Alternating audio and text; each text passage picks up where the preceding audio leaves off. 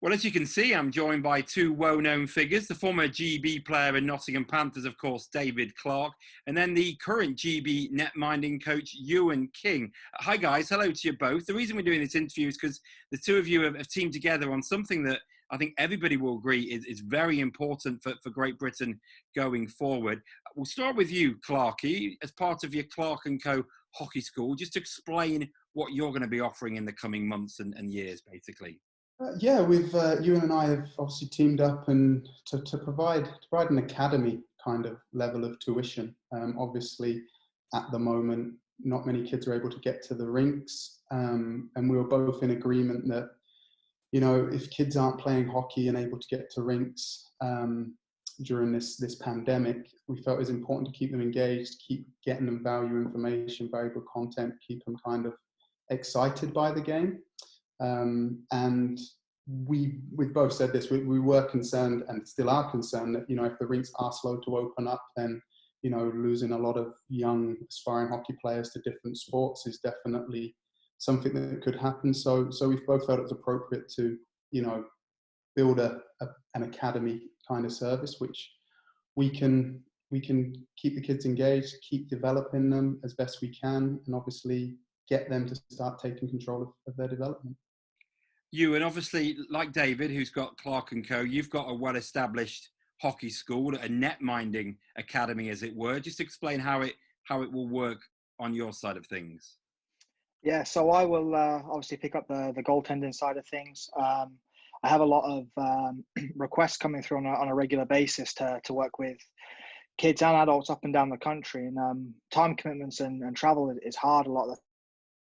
By launching the academy, we can actually now start reaching more people, giving them quality coaching, not just through webinars, but they've also got access to the one-to-one tuitions to actually sit down and really discuss their game, as well as the video reviews that we're going to do of these athletes. David, how important is it? You know, you touched on it there with the situation we're in, where guys aren't able to get on the ice at the moment. How important is it for guys, for young players especially, to keep active? And, you know, they can't skate at the moment, but how important is it for them to keep active, and how much will that play a part in what you're doing? It's essential. I think, you know, there's always room to develop. This is a part of the year where most players would traditionally be off the ice anyway and develop in other areas of their game. So I think it's perfect timing, I guess, for kids to kind of tune into this.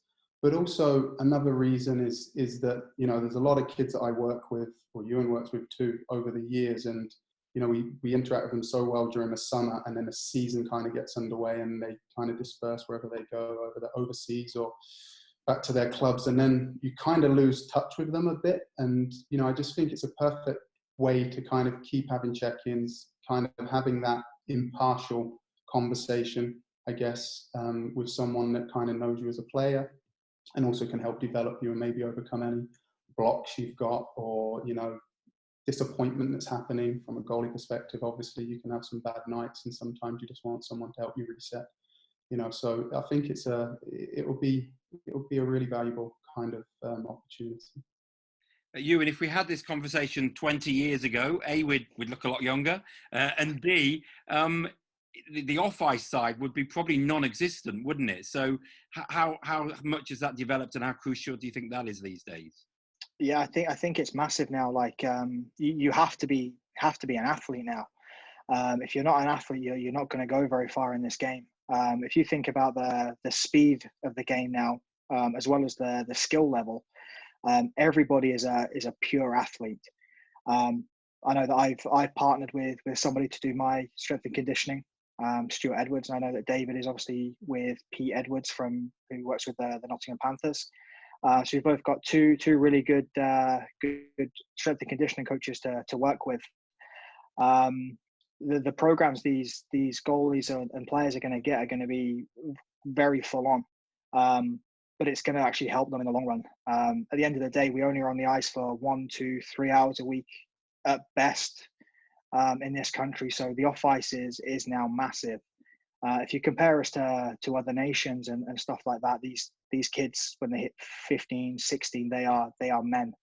And we now want to try and encourage our kids to have that sort of strength and speed and flexibility and stamina, that we can now start producing kids that can really, really be athletes as well as good hockey players.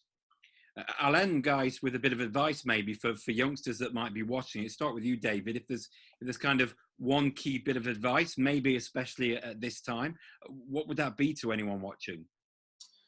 I guess at this moment in time, you just gotta try and get better. And obviously, the ice not available. There's no better time to start raising your IQ of the game. I think the way the game is played today, it is, as Euan said, so fast, and a lot of responsibility gets put on the players to be creative. So if you can start to understand the game, not just your position, but other positions, different areas, different responsibilities on the ice, then that's going to put you in a far better position to be more productive during the high-speed game that we now see today. So watch video, watch NHL highlights, watch GB, have that miracle against France on Premier Sports, and just start to understand how the game's played and the different finer details within it, because that's starting to become a major difference now. There's a lot of talent, but you've got to be able to kind of connect the head with the skill and the physical ability. Euan, what would you add to what David said? I think he more or less hit the nail on the head. Saying from a goaltender's perspective, you can be the most technically solid goalie in the world, but if you don't understand the game in front of you and the tactical side of things, and reading plays develop, potential dangers, where the next threat is coming from, you're gonna struggle as you progress through into senior hockey, which at the end of the day, that's one of our biggest aims, right? To get more of these kids who are up to a standard that we can then push them not just into the higher leagues in the UK, but maybe outside of the UK. You can't just be technically solid now. You have to understand the game. And like David said, at the moment, just watch hockey games, but watch it from a scouting perspective. So don't watch it as a fan, watch it as a scout. What is the goalie doing? How's a play developing? Where's the next threat? Where's the next danger? What happens if this happens? Start to look at it from a scout perspective rather than just sit and enjoying the game. Brilliant. Guys, it's been good to chat. Appreciate you joining us for a little catch up here on IHUK UK TV in association with SMP Europe. Thanks, Chris. Thank you.